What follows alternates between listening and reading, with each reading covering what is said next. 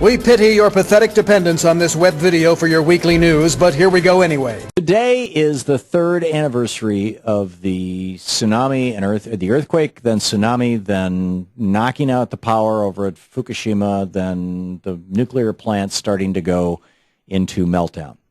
Today's the third anniversary. And so I think it's a good time for us to look back and see what have we learned in these past 3 years? What has happened over these past 3 years? What's the state of Fukushima right now? What's the state of the Pacific Ocean and the west coast of the United States right now relative to that? And what's the state of nuclear power in the United States? It's a large stack of stuff to talk about when we've only got about 8 minutes till the break. But Kevin Camps is with us. He can do that kind of stuff. BeyondNuclear.org is the website. He's the radioactive waste watchdog there. Hey, Kevin, great to have you on again. Hi, Tom. Good to be here. Good to see you. So you heard my list. You can start anywhere you'd like. Well, the U.S. and Japanese nuclear establishments have learned not a darn thing in 3 years. The Abe administration in Japan wants to turn on the 48 remaining reactors in the country. 6 were done in by this disaster, the 4 destroyed reactors, and 2 more at the site that they just won't even go there because the site's so contaminated. So they retired those 2. They lost 6. They got 48 left. Abe wants to start them back up over the objections of a majority of the Japanese people.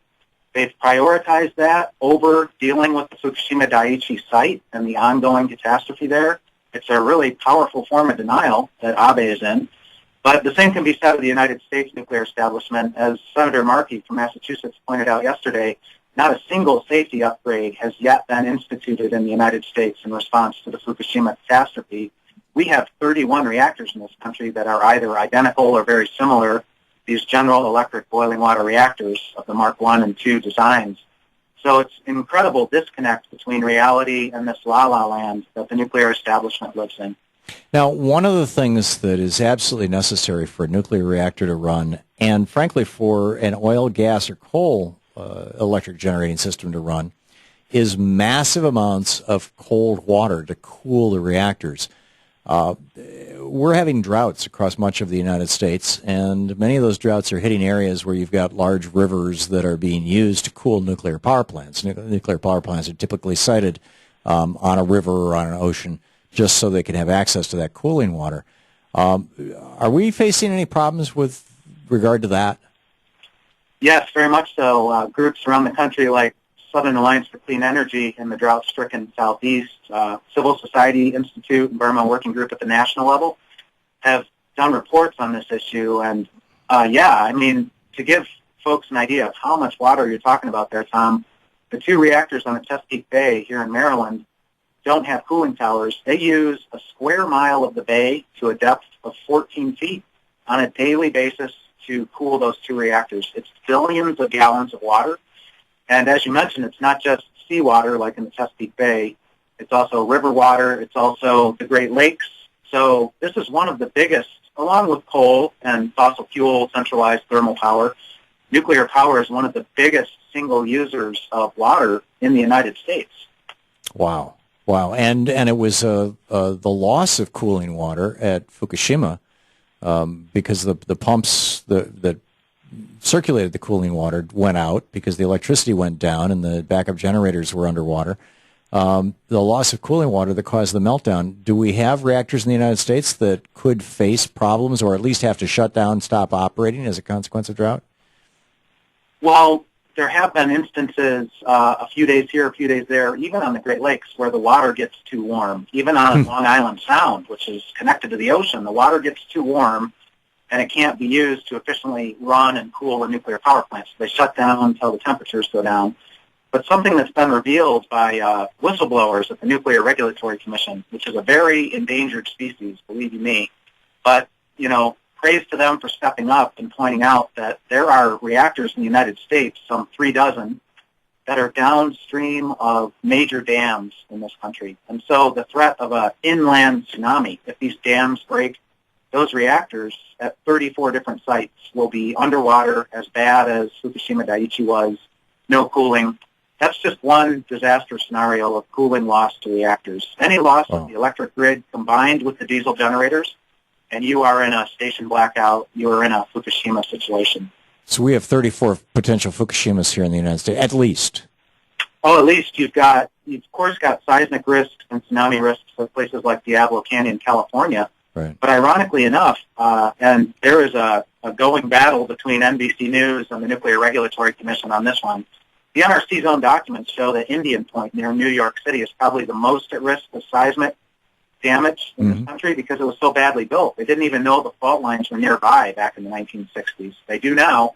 NRC is swearing up and down that NBC's got it wrong, and this battle's been going on for 3 years. NBC's got it right. The NRC itself has admitted that Indian Point is a disaster waiting to happen if an earthquake strikes nearby.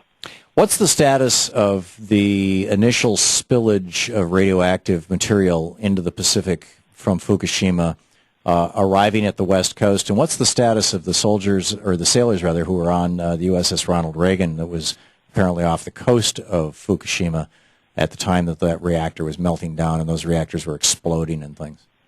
Well, it's interesting timing here on the third anniversary that the plume in the ocean is arriving at the west coast of North America. So the likes of Ken Buselier at Woods Hole Oceanographic Institute have estimated that already the Gulf of Alaska coastline of Canada is seeing cesium-134 from Fukushima. It's moving south. It'll hit Seattle as early as next month, certainly by summertime, and will move south from there, just given the way the currents are carrying it. So we're seeing that now, 3 years later. So that's of concern. What about bioconcentration in the food chain? Or has anybody found cesium or strontium in the meat or bones of large fish yet? Oh, yeah. The first documented cesium contamination in seafood was in bluefin tuna that were swimming off the coast of North America, the West Coast, in August of 2011. It only took them a few months to migrate across the Pacific. So bioconcentration, we're at the top of that food chain, unfortunately. The USS Ronald Reagan story is jaw-dropping. The number of plaintiffs now, sailors from the USS Reagan suing Tokyo Electric, is around 80. Major health damage, even birth defects in children that have born since the last 3 years to those sailors. And, you know, Tokyo Electric, years late, is admitting that the levels of radioactive discharge were multiple times what they had admitted to in the past. So that same dynamic of doubling or multiplied by 5 how much strontium-90 is getting in the ocean. Wow. And we're seeing ongoing releases. Just a couple weeks ago now, another 100 tons of overflow in the storage tank depot hit the ground, got in the groundwater, and likely flowed out into the Pacific. And the levels of strontium-90, which is a bone seeker, they're just off the charts bad, highly radioactive wastewater. They're leaking on a fairly regular basis at Fukushima Daiichi. So it's the leakage into the Pacific is ongoing and has been for 3 years. So if it's just hitting here right now, we can expect at least 3 more years of continuous increases. Does that make sense? Every day, on a good day, 72,000 gallons of radioactive groundwater flowing into the Pacific. These leaks from the storage depot are in addition to that. So 100 tons here, 300 tons there. Of water. When the tempests were hitting Fukushima Daiichi, there was a lot of overflow from highly radioactive wastewater storage. Amazing. Kevin Camps, you can read all about it at beyondnuclear.org. Kevin, thanks for the great work you do, and thanks for bringing us up to date today. Hi, I'm Ernie Gunderson from Fairwinds, and I'm out of the office again. During the 3 long and frightening years since the triple meltdowns of Fukushima Daiichi, the world has heard less and less about this man-made disaster. How did this tragedy happen? As the world governments continue to cover up the true magnitude of this disaster, and the mainstream media ignores it, people around the world write and call Fairwinds with their questions. The phone calls, emails, and letters ask, is most of the cleanup complete? Are the people of Japan, especially the children, okay? Are the Japanese evacuees returning home? And are the oceans okay? Sadly, the answers are no. And we're left with questions like, what does the future look like for Fukushima Prefecture and for Japan as a whole? Let's start at the beginning.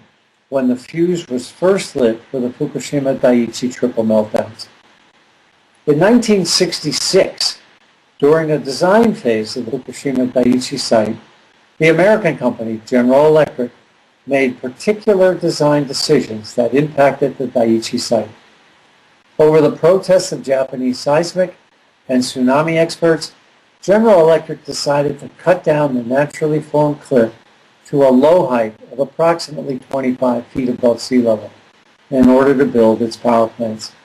Yes, GE knew of the history of Japan's tsunamis, and knowledgeable scientists protested this decision. And still, the corporation chose to cut down the natural cliff and only build a 16-foot-high tsunami wall. This decision flew in the face of Japan's 2,000 years of tsunami history charting. It charted tsunamis as great as 135 feet high. Why did GE make that decision? I wasn't there. But I believe it was a decision to save money during the construction and operation of the Daiichi plant, coupled with post-World War II engineering hubris. It's that simple. Having won World War II on two fronts, American engineers believed they had the best answers to any problem facing the world, and they were intent on marketing nuclear power as a peaceful solution to the nuclear bombing of Japan.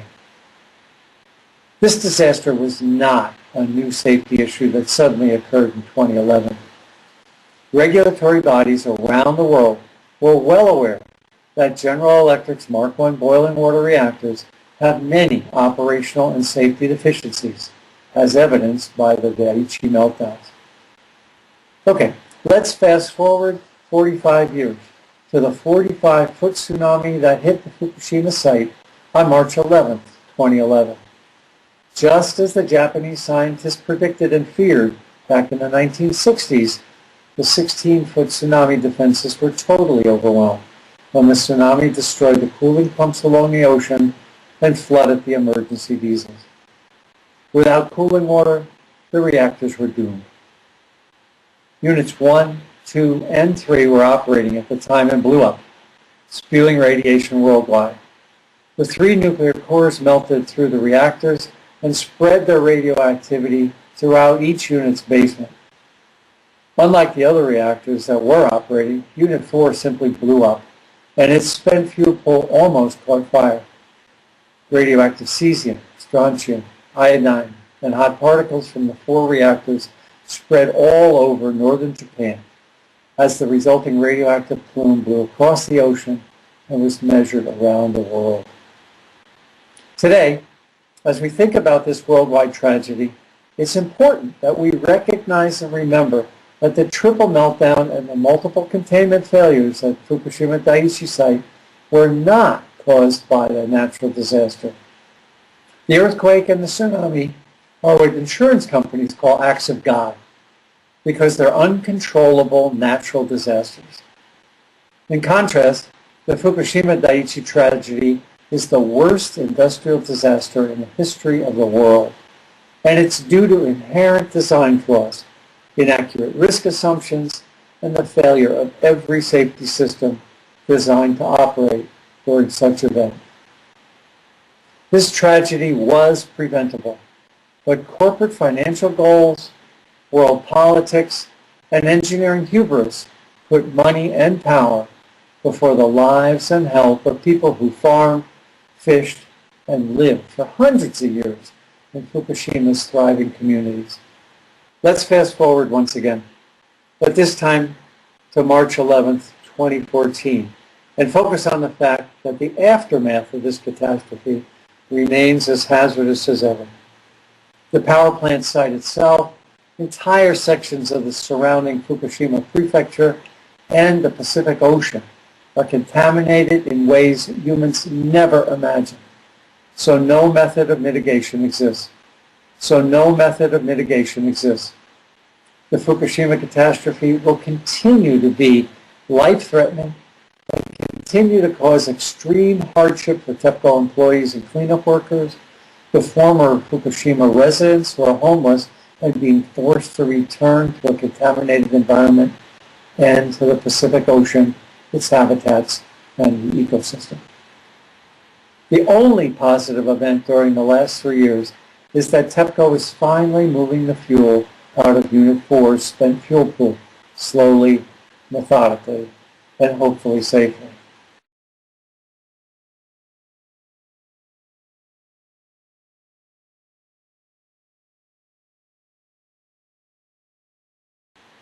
The ongoing tragic news is that huge amounts of radioactive water sit in tanks precariously placed on site, and the reactors continue to release the radioactive remnants from their molten cores into the surrounding groundwater that's migrating off-site.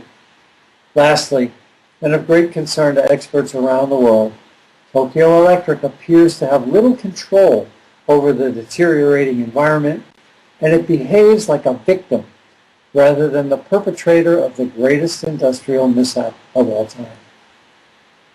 What will the future bring? The Fukushima Daiichi site will continue to bleed radiation into the Pacific Ocean for 100 years. So, but what I love about this story is you think to yourself as a rational person, who would be monumentally stupid enough to think that that made sense? As contaminated groundwater beneath the site slowly evolves into a radioactive lake. Decommissioning and dismantling the reactors will take many decades, and most likely complete cleanup of the entire site is at least a century away, if ever.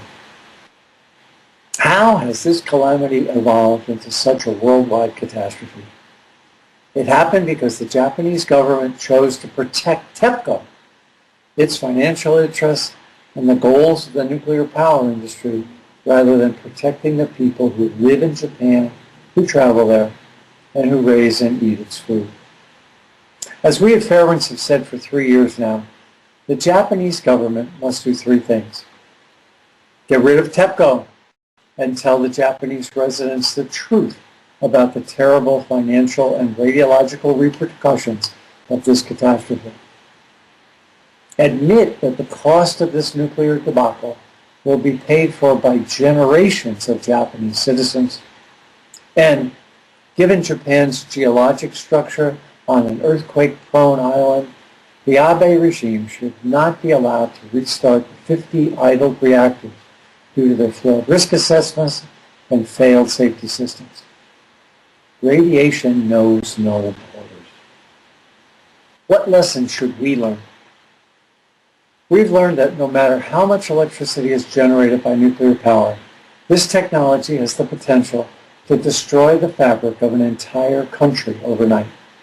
Most of all, the nuclear power debacle at Fukushima Daiichi has made it clear that businesses love nuclear power for its incredible profits, but only if taxpayers continue to subsidize its incredible risks and catastrophic post-mishap costs. Truthfully, the world's energy paradigm is not hopeless. Germany has made a courageous decision to eliminate all existing nuclear plants before 2022 and will not build any new nukes. Germany is known both for its engineering skill and its strong economic foresight. The people and politicians of Germany understand that they have chosen a road less traveled and are doing so to build renewable energy and an economic future, rather than risk the possible destruction of their entire culture and their standard of living due to a nuclear power catastrophe like that happened at Fukushima. Germany is proving it can successfully wean itself from nuclear power, and in doing so is making the path for the United States, France, Japan, Russia, and China to follow.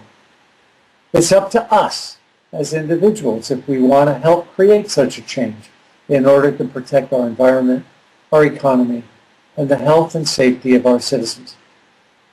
Maggie and I and the Fairwinds team continue to dedicate our efforts to providing you and others like you around the world with accurate and timely information regarding nuclear power and its safety risks. Please pass our information along to your families and your friends. Right now, World governments are heavily influenced by the money and the power of the nuclear industry. It's up to individuals like you to make change happen.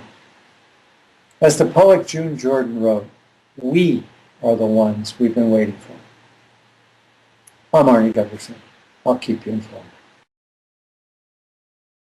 The 19-foot protective seawall surrounding the Fukushima nuclear power plant, owned by TEPCO, didn't stand a chance against the 45-foot wave that hit the plant 3 years ago today.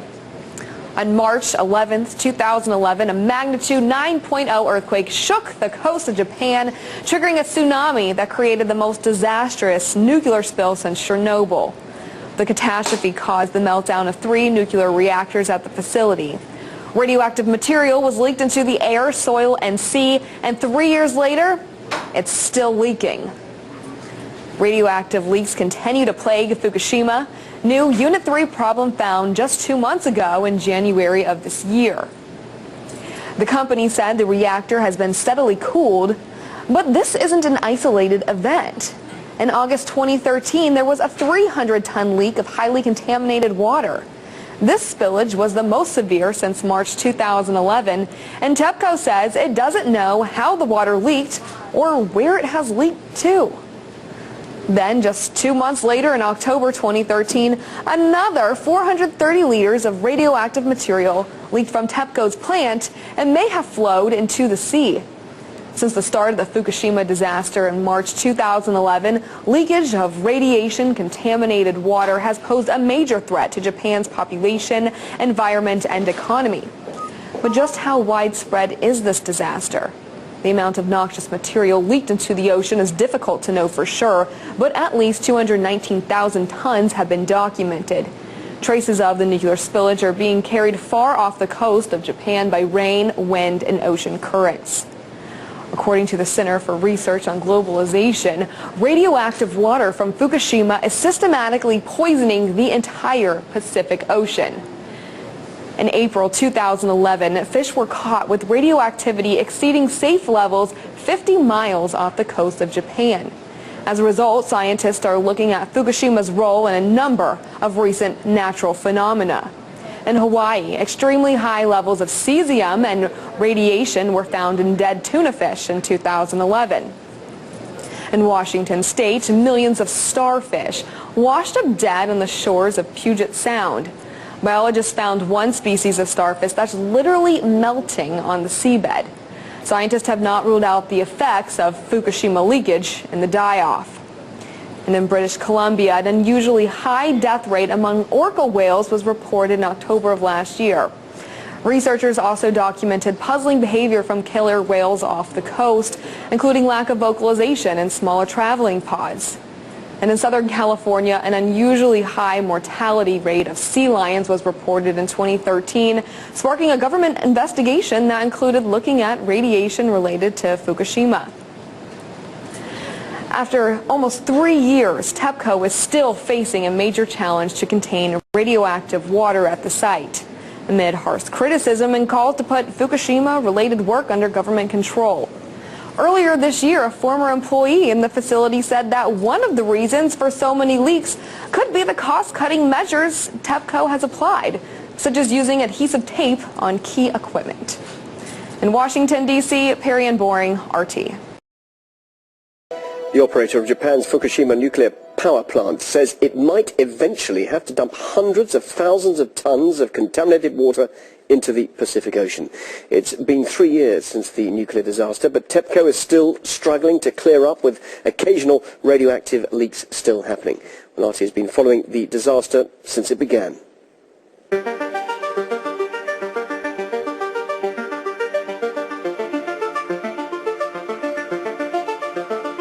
Technically, we're now well within the Fukushima no-go zone. We're just 10 kilometers from the nuclear power station. These houses, ravaged by the tsunami in 2011, still stand here, nowhere near to being restored.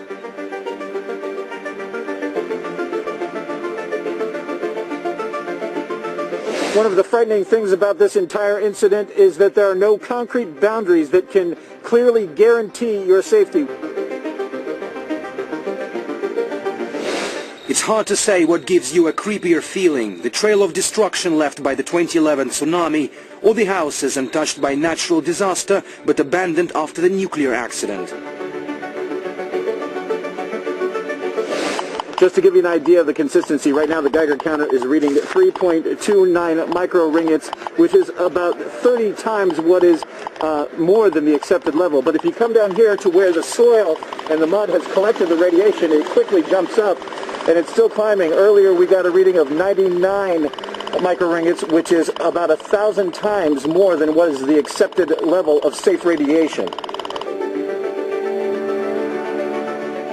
The place where I'm at right now, more than 10,000 people are currently living.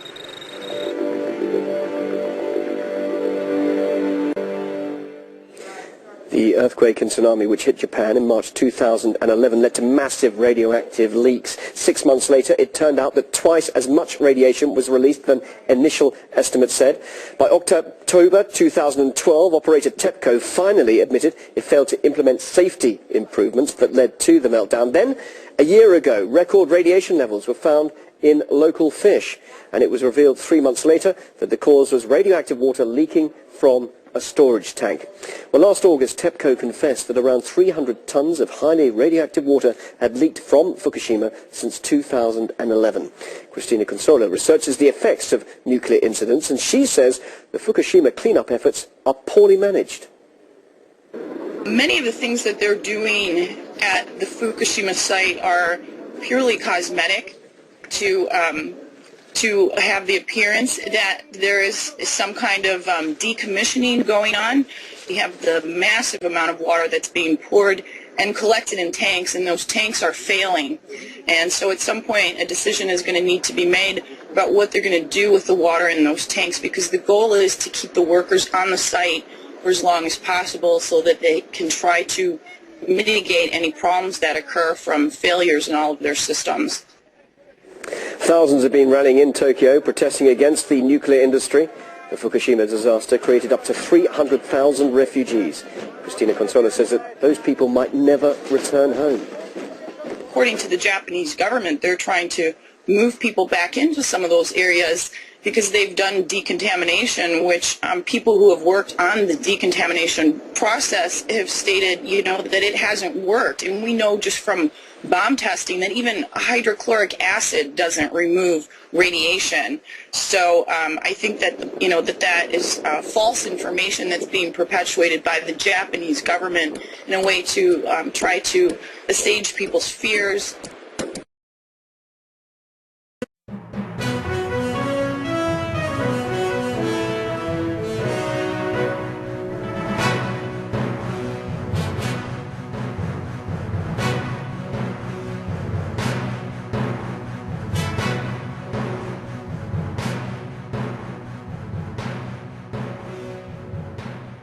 Congratulations, you have completed this video with flying colors. Please await your certificate and complimentary fruit basket in the mail before proceeding any further. We need to get subscribed and get this unity stronger and beat YouTube at their own game. Okay, that's what this is about. Like I say, go to the remix button, hit the remix button. That way you'll have this video.